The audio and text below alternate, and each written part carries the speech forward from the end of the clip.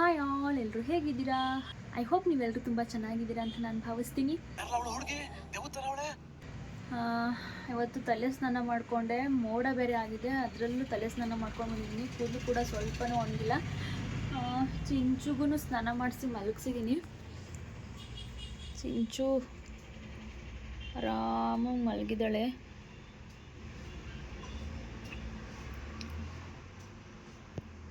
ಆರಾಮಾಗಿ ಮಲ್ಕೊಳ್ಳಿ. ಪಾಪುಗೆ ರಾಗಿ ಸರಿ ಎಲ್ಲ ಖಾಲಿಯಾಗಿತ್ತು, ಸೊ ಹಾಗಾಗಿ ಸರಿ ಮಾಡೋಣ ಅಂಥೇಳಿ ರಾಗಿ ಕಾಳು ಎಲ್ಲನೂ ಒಣಗೋದಕ್ಕೆ ಅಂತ ಹಾಕಿ. ಅದೃಷ್ಟ ಬಿಸಿಲೇ ಇಲ್ಲ.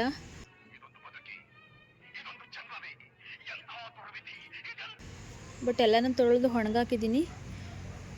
ಇದು ಒಣಗಿದ ಮೇಲೆ ಸ್ವಲ್ಪ ಕೈ ಆಡಿಸ್ಬಿಡೋಣ. ಆವಾಗಲೇ ಒಣಗಕ್ಕೆ ಹಾಕಿದ್ದೆ.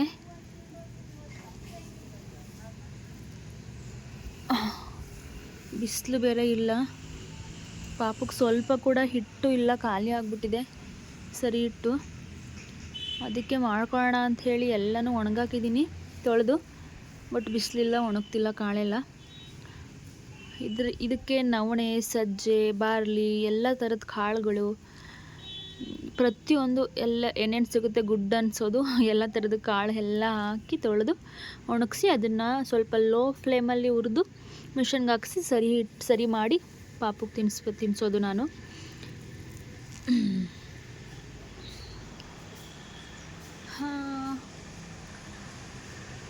ಹಾಕಿದ್ದೀನಿ, ಬಟ್ ಬಿಸಿಲಿಲ್ಲ, ಒಣಗ್ತಿಲ್ಲ. ಮಳೆ ಬರೋಂಗಾಗಿದೆ. ಮಳೆ ಬಂದರೆ ಎಲ್ಲ ಎತ್ಕೋಬೇಕು ಬೇಗ. ಮೋಡ ಸೋನೆ ಅನಿತಾ ಇದೆ, ಅದನ್ನು ಎತ್ಕೊತೀನಿ ಮಳೆ ಬರೋಷ್ಟರಲ್ಲಿ. ಅದರದ್ದು ರೆಸಿಪಿ ಬೇಕು ಅಂತ ಹೇಳಿದ್ರೆ ಕಮೆಂಟ್ ಮಾಡಿ.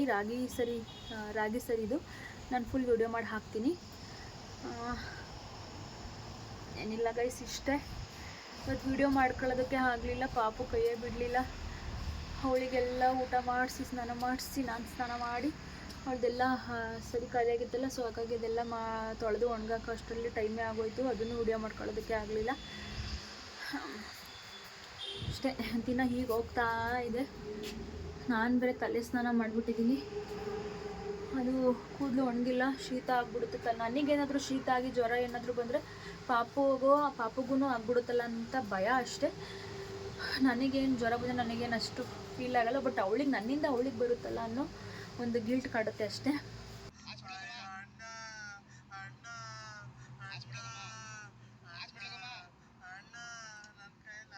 ಹೋಗಿ ಎತ್ಕೊಂಡು ಬರೋಣ. ಮಳೆ ಬರ್ತಿದೆ, ಸೋನೆ ಎಲ್ಲ ಎತ್ಕೊಂಡ್ಬಿಟ್ಟು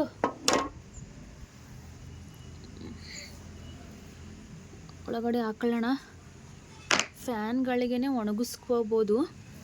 ಬಿಸಿಲಲ್ಲಿ ಒಣಗಿಸಿದ್ರೆ ಸ್ವಲ್ಪ ಬೇಗ ಒಣಗುತ್ತಲ್ಲ ಅಂತ ಅಷ್ಟೇ. ಗಾಳಿಗೆಲ್ಲ ಹಾರಾಡಬಾರ್ದು ಅಂತ ಡೈರಿ, ವಾಟ್ರ್ ಬಾಟ್ಲೆಲ್ಲ ತಂದಿಕ್ಕಿದ್ದೆ. ಕಲ್ಲೇನು ಸಿಗಲಿಲ್ಲ ಇಡೋದಕ್ಕೆ, ಅದಕ್ಕೆ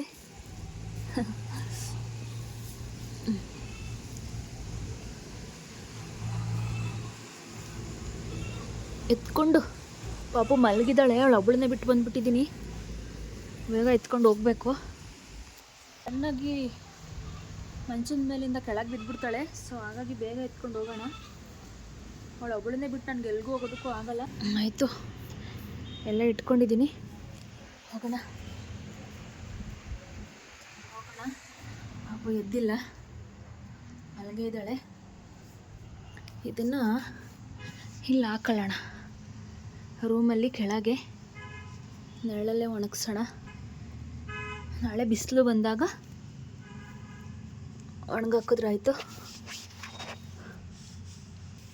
ಸದ್ಯಕ್ಕೆ ಹಿಂಗಿರಲಿ. ಕಾಳೆಲ್ಲ ಒದ್ದೆ ಇದೆ ಅಲ್ವಾ, ಸೊ ಹಾಗಾಗಿ ಬೂಸ್ಟ್ ಬರಬಾರ್ದು ಅಂತ ಅಷ್ಟೇ. ಚಿಂಚು ಎದ್ದಕ್ಕಂದ. ಚಿಂಚು ಎದ್ದು ನೋಡ್ತಿದ್ದೆ ನನ್ನನ್ನು. ನಾನು ಕಾಳು ಒಣಗಾಕ್ತಿದ್ದೀನಿ, ಅದು ಎದ್ದು ಕೂತ್ಕೊಂಡೈತೆ. ಬಾ ಮಗ್ಳಿ, ಮಲ್ಕೋ ಬನ್ನಿ. ಚಿಂಚು, ನೀವು ಗೋಲ್ಗುಪ್ಪ ತಿಂತೀರಾ ಕಂದ?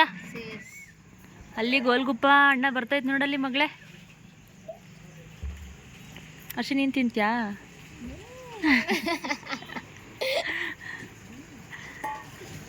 ನೀ ತಿಂತೀಯ ಮಗಳೇ? ಚಿಂಚಪ್ಪ ಚಿಂಚು ಕೂಗವ್ರನ್ನ ಚಿಂಚು. ಗೋಲ್ಗುಪ್ಪ ತಿನ್ನೋಣ ಅಂತ ಕೂತಿದ್ದೀವಿ. ಆ ಅಣ್ಣ ಇನ್ನೂ ಅಲ್ಲೇ ಕೊಡ್ತಾ ಇದ್ದಾರೆ. ಇಲ್ಲಿಗೆ ಯಾವಾಗ ಬರ್ತಾರೋ? ಇಲ್ಲಿಗೆ ಬಂದಾಗ ತಿನ್ಬೇಕು. ಬಿತ್ತು ಬಿತ್ತು ಬಿತ್ತು ಚಿಂಚು ಬಿತ್ತು. ಎಲ್ಲ ಅಮ್ಮಂದಿರಿಗೂ ಗೊತ್ತಿರುತ್ತೆ ಒಂದು ಪಾಪುನ ಮೇಂಟೈನ್ ಮಾಡೋದು ಎಷ್ಟು ಕಷ್ಟ ಇರುತ್ತೆ ಅಂತ. ನನಗೂ ಅಷ್ಟೇ ಸ್ಟಾರ್ಟಿಂಗ್ ತುಂಬ ಕಷ್ಟ ಅನ್ನಿಸ್ತಿತ್ತು. ಇವಾಗ್ಲೂ ಒಂದೊಂದು ಸಲ ಕಷ್ಟ ಅನಿಸುತ್ತೆ. ನಾನು ಯಾವಾಗಲೂ ಖುಷಿಯಾಗೇ ಇರ್ತೀನಿ ಅಂತಲ್ಲ, ನನಗೂ ಸ್ಟ್ರೆಸ್ ಆಗುತ್ತೆ. ಒಂದೊಂದು ಸಲ ನಾನು ಒಬ್ಬೊಬ್ಬಳೇ ಕೂತ್ಕೊಂಡು ಹತ್ತಿದ್ದಿದೆ. ಯಾಕೆ ಹೀಗೆ, ನಾನು ಯಾವಾಗ ಫ್ರೀ ಆಗ್ತೀನಿ, ಚಿಂಚು ಯಾವಾಗ ದೊಡ್ಡೋಳಾಗ್ತಾಳೆ, ಹಿಂಗೆ ಏನೇನೋ ಯೋಚನೆ ಮಾಡ್ತೀನಿ. ಅದನ್ನು ಬಿಡಿ. ಸೊ ಗೋಲ್ಗುಪ್ಪ ತಿನ್ನೋಣ, ಅಪರೂಪಕ್ಕೆ ಮನೆ ಹತ್ರ ಬಂದಿದೆಯಲ್ಲ ಅಂತೇಳಿ ಗೋಲ್ಗುಪ್ಪ ತಿನ್ನೋಣ ಅಂತ ಕೂತ್ಕೊಂಡಿದ್ದೀವಿ. ಚಿಂಚುನ ಎತ್ಕೊಂಡು ಕೂತ್ಕೊಂಡಿದ್ದೀವಿ. ಅವಳ ಮುಂದೆ ಏನಾದರೂ ತಿನ್ನೋದಕ್ಕೆ ಒಂಥರ ಬೇಜಾರಾಗುತ್ತೆ, ಅವಳು ನೋಡ್ತಿರ್ತಾಳೆ ಅಂತ. ಅವಳು ತಿನ್ನಂಗಿಲ್ವಲ್ಲ, ಸೊ ಹಾಗಾಗಿ ನಾವು ತಿಂತಿದ್ದೀವಿ ಅಷ್ಟೇ. ಗೋಲ್ಗುಪ್ಪ ತಿನ್ನೋಣ ಅಂತ ಕೂತ್ಕೊಂಡಿದ್ದೀವಿ. ಆಚೆ ಒಂದು ಅಂಕಲ್ ಅಲ್ಲಿ ಕೊಡ್ತಿದ್ದಾರೆ, ಇಲ್ಲಿಗೆ ಬಂದಾಗ ತಿನ್ನಬೇಕು ಅಷ್ಟೇ. ಇವತ್ತಿನ ಬ್ಲಾಗ್ ಇಷ್ಟ ಆಗಿದೆ, ಲೈಕ್ ಮಾಡಿ, ಶೇರ್ ಮಾಡಿ, ಕಮೆಂಟ್ ಮಾಡಿ, ಸಬ್ಸ್ಕ್ರೈಬ್ ಮಾಡ್ಕೊಳ್ಳಿ. ಇನ್ನೊಂದ್ಸಲ ಹೇಳಷ್ಟೇ. ಈ ಬ್ಲಾಗ್ ಇಷ್ಟ.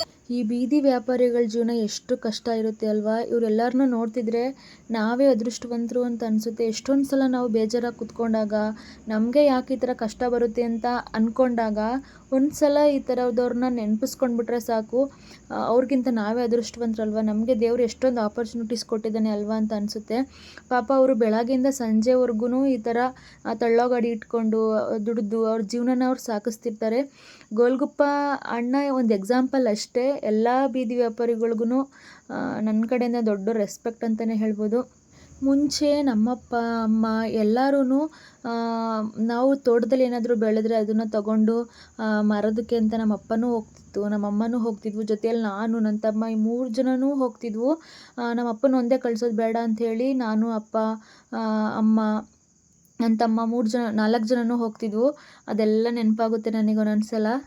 ನಾನು ತುಂಬ ಕಷ್ಟಪಟ್ಟೇ ಬೆಳೆದು ಬಂದಿರೋದು. ಎಲ್ಲರೂ ಅವ್ರವ್ರ ಜೀವನದಲ್ಲಿ ಅವ್ರದ್ದೇ ಆದಂಥ ಕಷ್ಟನ ಅನುಭವಿಸಿ ಬಂದಿರ್ತಾರೆ. ಬಟ್ ಯಾರಿಗೂ ಗೊತ್ತಿರಲ್ಲ, ಯಾಕಂದರೆ ಅವರು ಆ ವಿಷಯನ ಯಾರ ಹತ್ರನೂ ಹೇಳ್ಕೊಳ್ಳೋದಕ್ಕೆ ಅಥವಾ ಶೇರ್ ಮಾಡೋದಕ್ಕೆ ಇಷ್ಟಪಡಲ್ಲ. ನಮ್ಮ ನೋವು ನಮ್ಮೊಳಗೇ ಇರಲಿ, ನಾವೆಲ್ರಿಗೂ ಖುಷಿ ಹಂಚೋಣ ಅಲ್ವಾ.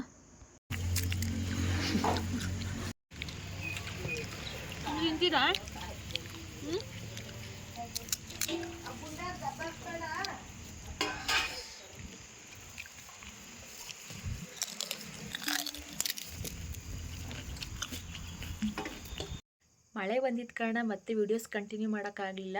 ಸೊ ಪಾಪುಗೆ ಸರಿ ಮಾಡೋದಕ್ಕಿಂತೆಲ್ಲ ಕಾಳುಗಳೆಲ್ಲ ತೊಳೆದು ಒಣಗಾಕಿದೆ, ಅದು ಆಚೆನೇ ಒಣಗಾಕಿದೆ. ಸೊ ಮಳೆ ಬಂತು ಅಂತ ಒಳಗೆ ತಂದು ಹಾಕ್ಕೊಂಡಿದ್ದೀನಿ.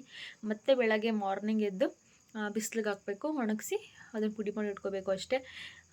ಸೊ ಊಟ ಮಾಡ್ಕೊಂಡು ಮೇಲ್ಗಡೆ ಬಂದೆ, ಪಾಪು ಮಲಗಿಸಿದ್ದೀನಿ, ಅವಳು ಆರಾಮಾಗಿ ಮಲ್ಕೊಂಡಿದ್ದಾಳೆ.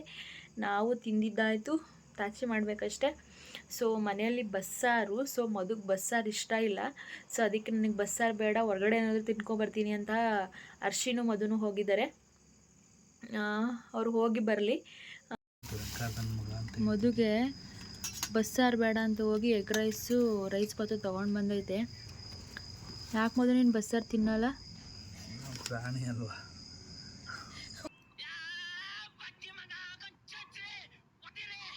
ವರ್ಷಿ ಬಾರಿಸ್ತವಳೆ. ಹೆಂಗೈತೆ? ಚೆನ್ನಾಯ್ತಾ ಎಗ್ ರೈಸ್?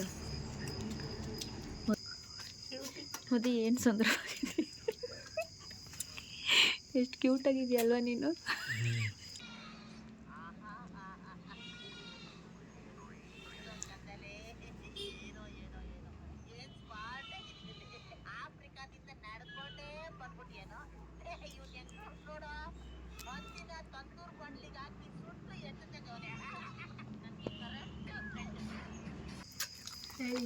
ಸ್ವಲ್ಪ ಹಿಂಗೆ ಆದರೆ ಕ್ಯೂಟೇ ಕಾಣಿಸ್ತದೆ. ನಾಟಿ ನಾಟಿ ಕ್ಯೂಟಿ ತಿನ್ನೋಕ್ಕಾಗ ಸ್ವಲ್ಪ ತಾರೆ ಬೇಕು ಸರಿ. ರಾತ್ರಿ ಒಂದು ದೆವ್ವಗಳ ಟೈಪ್ ಆಚೆ ಕೂತ್ಕೊಳ್ತೀನಿ.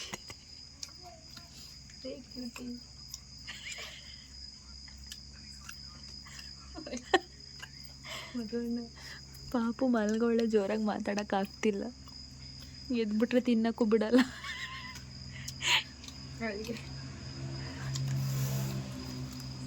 ಏನೋ ಕ್ಯೂಟಿ.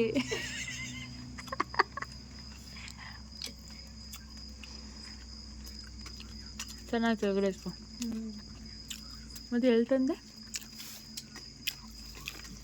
ಲಾಸ್ಟ್ ಮಿಕ್ಕದನ್ನು ಮಾಡ್ಕೊಡಿಕೋ.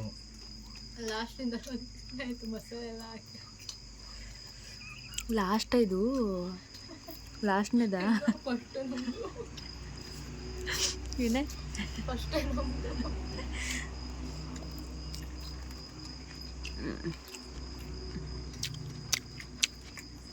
ತಿಂದು ಹೋಗಿ ತಾಚಿ ಮಾಡೋಣ. ಪಾಪನು ಮಲ್ಕೊಂಡವಳು ಬೇಗ, ತಿಂದೋಗಿ ಮಲ್ಕೊಳ್ಳೋಣ ನಾವು. ಅದು ಮಧ್ಯಾಹ್ನ ರಾತ್ರಿ ಪಾಪ ಇದ್ರೆ ನೀನೇ ನೋಡ್ಕೋಬೇಕು. ಹಾಂ ಆಯಿತಾ, ನೋಡ್ಕೊತೀಯಾ? ನಮ್ಮ ಗಂಡ ಎಷ್ಟು ಒಳ್ಳೆನಲ್ವಾ.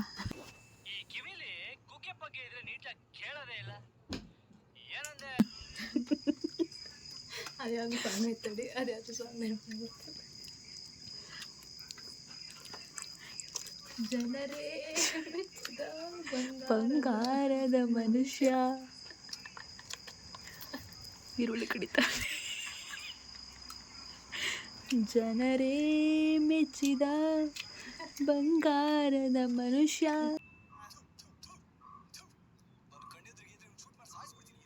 ಇಷ್ಟು ಹೇಳ್ತಾ ನಾನು ಮಾತು ಮುಗಿಸ್ತೀನಿ.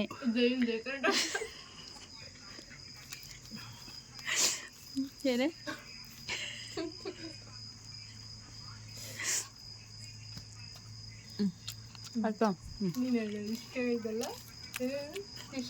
ಇಷ್ಟು ಹೇಳ್ತಾ ನಾನು ಮಾತು ಮುಗಿಸ್ತೀನಿ.